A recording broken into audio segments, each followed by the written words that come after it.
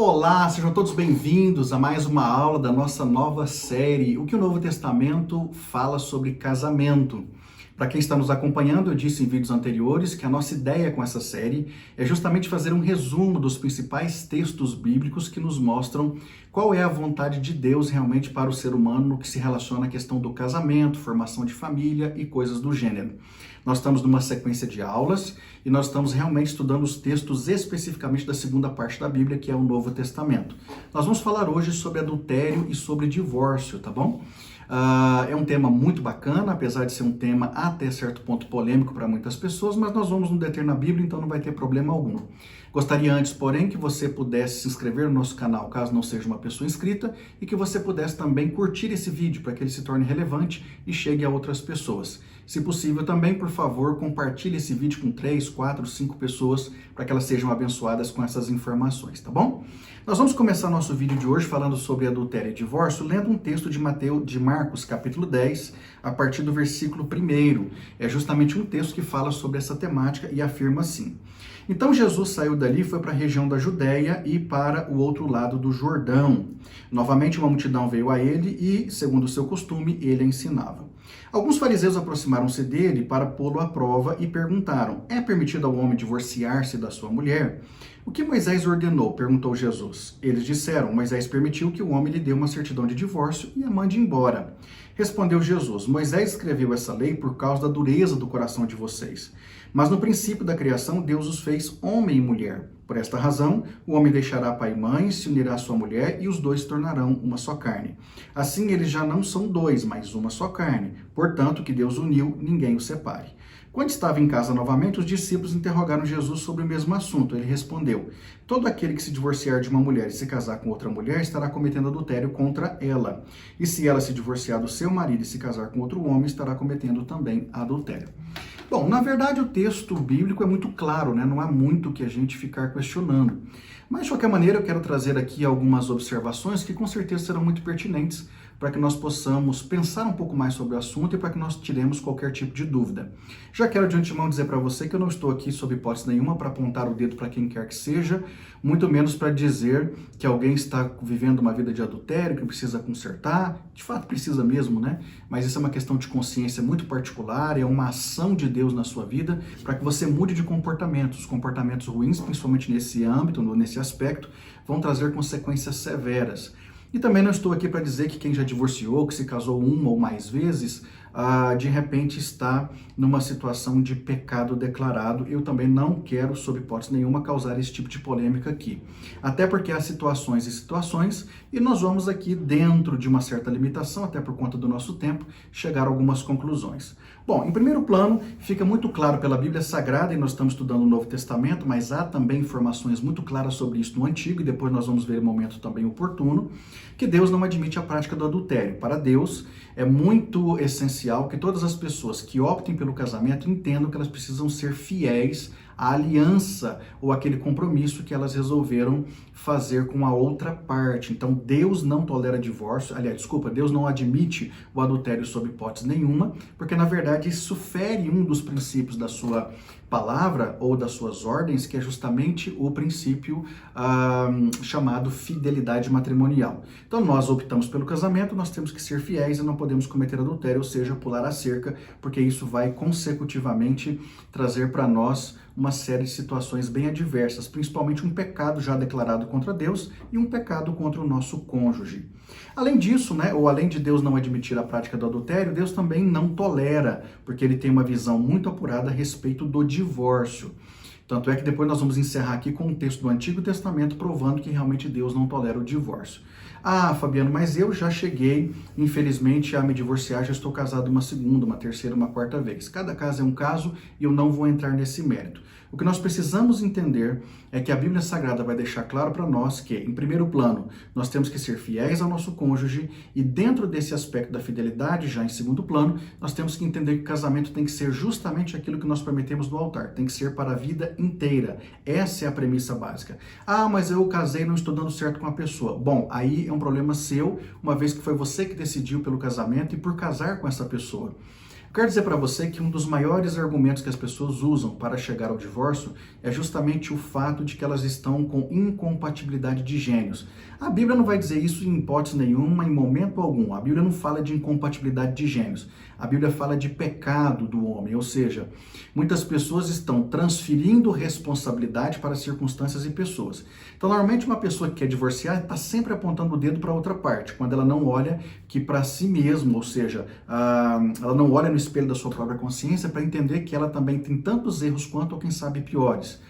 Então, na verdade, quando um casal chega, uma das partes, ou mesmo que as duas partes, cheguem a cometer adultério, ou quem sabe, cheguem ao ápice do problema e venham a divorciar, há uma situação de infidelidade com relação ao compromisso que os dois fizeram com o outro, e essa infidelidade vai envolver, por exemplo, problemas de má comunicação, ou seja, falha no diálogo ou falta de diálogo, problema de compreensão e às vezes até falha de caráter mesmo. Às vezes a pessoa precisa mudar o caráter, né? Ela casou-se com outra parte, mas não mudou o seu caráter, uma pessoa que sempre teve uma mentalidade mais livre e entende que de repente pular a cerca é algo muito comum, porque muita gente faz, então eu também posso fazer, e de repente se não deu certo também a relação, a gente termina e eu começo outra e ponto final. E a Bíblia não vê isso dessa maneira, nós precisamos entender isso de modo muito claro, por mais que isso doa em muitas pessoas, no sentido de dos valores que elas carregam, e valores a gente cria, né? Nem sempre nos são ensinados, valores a gente cria também dentro de um processo. Então, nós precisamos tomar muito cuidado com essas questões, porque, repito, a Bíblia vai dizer para nós que o Senhor não gosta dessa ideia do adultério e muito menos do divórcio. Inclusive, aqui perguntaram para Jesus, é lícito que o homem venha divorciar-se da sua mulher? E aí Jesus perguntou, o que foi que Moisés escreveu na lei? Eles disseram, não, Moisés disse que se de repente um homem quiser divorciar, que dê carta de divórcio para sua mulher, mande ela embora e ponto final. E aí Jesus disse, tá, tudo bem, Moisés escreveu isso, mas por conta da dureza do coração de vocês. Na verdade, o que nós ficamos com o conhecimento muito claro, quando estudamos os textos do Antigo Testamento da lei, é que, na verdade, Deus permitiu a carta de divórcio para proteger a mulher. Como aquela cultura era uma cultura muito machista, as mulheres eram literalmente propriedade do marido, objeto do marido, então, muitas vezes, para que elas não sofressem amargamente por toda a sua vida num regime quase que de escravidão, debaixo de um jugo, né, de um homem extremamente mau, então Deus permitiu a carta de divórcio. Mas o próprio Jesus chega a dizer, entretanto, não foi assim desde o princípio. Deus fez homem e mulher, os uniu, os dois transformaram em uma só carne, e tem mais, o que Deus uniu, não separe o homem, ou seja, o que é projeto ideal de Deus, não fica inventando moda, não fica caminhando por leis humanas ou por costumes humanos, porque isso vai ferir os princípios, principalmente dos projetos ideais de Deus, dentre tantos projetos, esse projeto chamado casamento. Então não tem muito o que discutir, por mais que nós gostemos de arrumar subterfúgios e linhas de raciocínio diferenciadas, a Bíblia é muito clara em dizer aquilo que nós temos que ser, aquilo que temos que fazer e ponto final, não é? Inclusive, Jesus chegou até a dizer num dado momento, quando ele estava ministrando lá o sermão da montanha, ele faz uma menção de uma situação, por exemplo, para o homem, dizendo o seguinte, você que é homem, tome muito cuidado com aquilo que você olha, porque na verdade, pelo fato de você ser muito visual, você é despertado por aquilo que vê, então se de repente você não tomar cuidado, você pode cometer adultério mental, ou seja, adultério até mesmo, nós chamamos hoje mais comumente de adultério virtual, porque tem muita gente hoje utilizando-se da internet para poder adulterar. Às vezes a pessoa não tem uma consumação de ato com outra parte, carnalmente falando, mas está sempre ali adulterando na sua mente, né? É um adultério mental. Jesus chega até a dizer, Jesus foi muito claro, né? Ele disse, olha, você que cobiça outra mulher que não a sua, né? Que você, ou seja, você alimenta desejo por outra mulher que não a sua esposa, está cometendo adultério no seu coração com essa mulher. Você tem que, inclusive, extirpar esse mal da sua vida. Jesus deixa claro nesse texto que o ideal é extirpar o mal pela raiz. Qualquer coisa que te leva a cometer adultério, você tem que extirpar o mal pela raiz. Não importa se é algum gatilho mental, não importa se é alguma circunstância, não importa se é o comportamento de outra pessoa, não importa se de repente até o seu mau relacionamento com o seu cônjuge. Você precisa resolver o problema. E resolver o problema é extirpar o mal pela raiz. Ah, mas e se o problema for de mau relacionamento? Aí você tem que sentar tete a tete, olho no controle de maneira adulta e madura e resolver o problema, né? Nem sempre a solução do problema é aquilo que todo mundo acha que é o mais fácil, de repente o divórcio. O divórcio não é a solução para tudo como muita gente imagina, tá bom? Inclusive a Bíblia vai dizer para nós duas situações muito claras que demonstram as possibilidades de divórcio que Deus aprova. E essas duas possibilidades, evidentemente, dá à parte vítima a condição de um segundo casamento, e tem uma outra situação também que dá a condição para que essa pessoa tenha um segundo casamento. Bom, a primeira questão que pode gerar divórcio, segundo a Bíblia Sagrada, é a imoralidade sexual, e o texto já diz isso, né? Então Jesus disse que qualquer pessoa que divorciar da outra parte, se não for por imoralidade sexual, ou seja, quando há traição, quando há problemas, então, de repente, a pessoa pode estar cometendo um ato muito vil, pecando contra esse relacionamento e contra um mandamento do Senhor Deus no aspecto do casamento. Aí, de repente, alguém pode dizer assim, mas o senhor disse lá atrás que casamento não é mandamento de Deus. Não é, é uma instituição divina. Mas uma vez que você entra nele, aí tem princípios norteadores e você tem que obedecê-los. Então, a primeira questão que pode corroborar o divórcio é justamente a imoralidade sexual, dentro dessa imoralidade, o próprio adultério.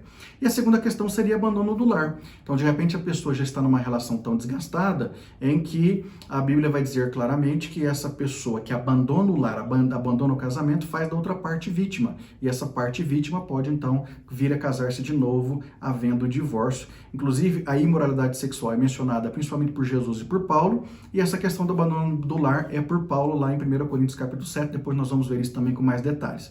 E a terceira questão que eu te falei que dá também direito a uma pessoa a um novo casamento é justamente a questão do falecimento, né, de uma das partes. Então aí é mais que evidente, a outra parte pode ter total liberdade de vir a casar-se novamente, porque ela está livre daquela aliança que uma vez houvera feito com a pessoa que veio a partir. Então, como eu disse, vou repetir de novo, o divórcio acontece muito, o texto bíblico está dizendo isso claramente, por causa da dureza do coração do homem. É o homem que toma suas decisões, é o homem segundo suas crenças e valores, que vai arrumando subterfúgios de todas as maneiras possíveis para quem sabe divorciar. Inclusive, quando nós estudamos essa temática no Novo Testamento, nós ficamos sabendo que na época de Jesus havia duas correntes de pensamento, uma mais liberal e uma mais conservadora. A liberal dizia que o homem podia divorciar da mulher por qualquer motivo banal, até mesmo por conta de ele chegar em casa e a mulher ter queimado o feijão, ele ficou irado e mandou a mulher embora. Até por isso podia divorciar. Já uma linha mais conservadora, de fato, obedecia esse princípio de que a mulher e o homem só podiam chegar ao divórcio se houvesse, quem sabe, imoralidade sexual ou alguma coisa do gênero, né? Há algumas vertentes, algumas linhas de pensamento que nós adotamos para, inclusive, como líderes espirituais, quem sabe, apoiar uma pessoa na atitude de vir a divorciar-se, mas não por qualquer motivo. Agora, uma fala muito interessante de Jesus nesse texto é quando ele diz que o que Deus uniu não separe o homem. Olha que interessante. A Bíblia vai dizer que quem uniu o homem com a mulher foi Deus, porque foi ele que os criou lá no Éden, né? Ou naquele período lá da criação, e os colocou no Éden. Mas o mais importante é que ele diz, se foi Deus que fez e foi Deus que uniu, então o homem não tem essa autoridade para revogar o que Deus uniu. Ou seja, o homem não tem essa autoridade para simplesmente colocar como de só menos valor ou sem importância uma instituição que foi Deus que criou. Repito, há situações e situações. E aí você tá uma questão aqui muito clássica para você, porque de repente você pode achar que eu sou muito careta e não concordo com a questão do divórcio e novo casamento. Não é que eu não concordo. Eu não concordo com a desmoralização que estão fazendo com aquilo que nós entendemos como sendo o mais correto, principalmente à luz dos textos da Sagrada Escritura. Eu, por exemplo, certa feita acompanhei um casal cuja mulher era permanentemente espancada pelo seu marido, e a última vez que nós conversamos não teve outra alternativa a não ser eu dizer para ela, divorcia desse homem, porque na verdade vocês estão casados nos documentos, mas descasados nos sentimentos. Se esse homem está te espancando, ele não te merece, já quebrou aliança com você, e você inclusive pode perder a vida por conta disso. E aí, nesse sentido, ela resolveu se amar um pouquinho mais, veio divorciar-se desse homem, até mudou de país, e depois de certo tempo esse homem veio a falecer, e ela, com toda tranquilidade, casou-se novamente, está muito feliz, inclusive até hoje. Então há casos e casos, como eu disse, não é? E aqui nós podemos encarar essa situação de um espancamento, de uma agressão física, como abandono do lar, consecutivamente o abandono dessa aliança, das responsabilidades da aliança, tá bom? Para Deus o casamento, inclusive, deveria existir enquanto o casal fosse vivo. É por isso que nós falamos lá no altar. Nós prometemos estar casados enquanto vivos nós formos, né? Ou seja, até que a morte nos separe, é assim que nós costumamos afirmar. Aí alguém pode dizer assim, não, mas viver casado é muito difícil, então eu quero viver solteiro. Beleza, a Bíblia diz que você pode viver como solteiro. Jesus chegou até a dizer e aí citando até uma expressão, né, muito comum na Bíblia, que são os eunucos, que eram pessoas separadas para trabalhos específicos dentro dos palácios, não vou entrar nesse mérito, mas a Bíblia vai dizer que essas pessoas que resolvem pela castidade são pessoas que literalmente podem passar pela premissa de 3 situações específicas. Primeiro, a pessoa pode nascer com essa facilidade de simplesmente decidir, eu não quero casar e eu vou ficar o resto da vida solteiro, e aí eu vou inclusive atender a recomendação de Paulo dizendo que eu, como solteiro, cuido das coisas do Senhor em como hei de agradar o Senhor. Ponto final, show de bola.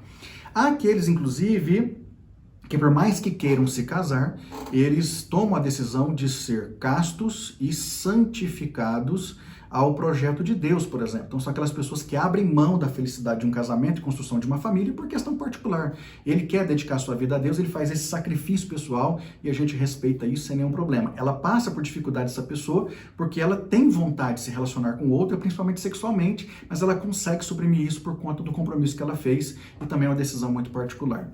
E em terceira mão, a Bíblia também vai dizer, Jesus fez menção, de que algumas pessoas são feitas pelos homens, né? Ou seja, às vezes a pessoa tem que entrar dentro de um processo no qual ela não pode, sob hipótese nenhuma, se relacionar com outra pessoa dentro do casamento. A gente pode, inclusive, citar algumas ordens monásticas. Nós citamos, por exemplo, a questão da linha católica mais conservadora, onde os sacerdotes não podem se casar, e daí por diante, né? Nós temos uma série de linhas de pensamento e nós temos que respeitar todas elas, é uma questão muito pessoal de cada pessoa.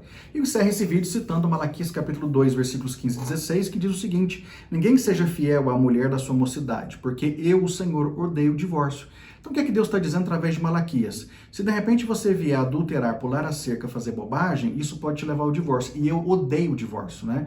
A ideia de Deus, o projeto ideal de Deus é que o casal seja fiel, nem pensando sobre a ideia do adultério e muito menos pensando sobre a ideia do divórcio.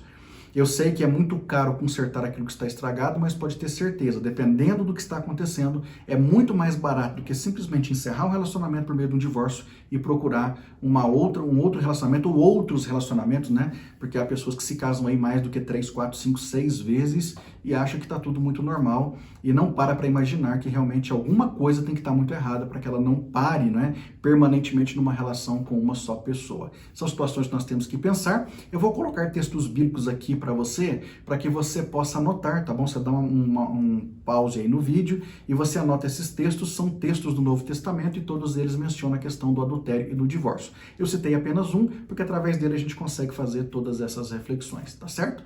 Deus te abençoe e até o próximo vídeo.